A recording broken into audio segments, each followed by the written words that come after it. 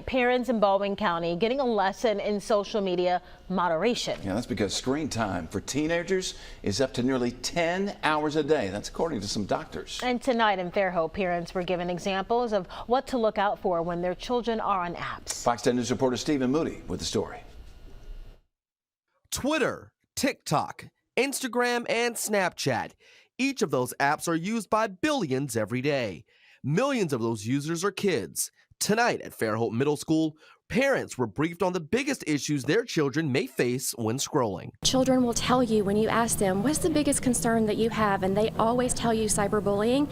But I think for us as parents and for us as educators, the inappropriate picture sending can absolutely change their lives. Guest speaker Christy Bush says children often think that once something is deleted, it's gone forever. So much of that happens through Snapchat, where they think that it disappears, or Instagram disappearing stories. That's what we're really seeing a lot of, even with children that are in elementary school, which is terrifying. Bush says it was her own negative experience with social media that inspired her down this path. We actually had an incident to happen in our family when my son, when he was younger, and it just sort of, I guess, propelled me to want to help other parents. I'm a social worker, a licensed social worker. I used to be a child abuse investigator, and some of the things that happened then, they've escalated so much now because of device use. One thing that parents learned from Bush and the other guest speaker, Miss Alabama Lauren Bradford, is that the apps themselves aren't the biggest issue. We have a world at our fingertips, right? We can access pretty much anyone on social media, and so I think it's important to recognize who our children are following, what kind of content our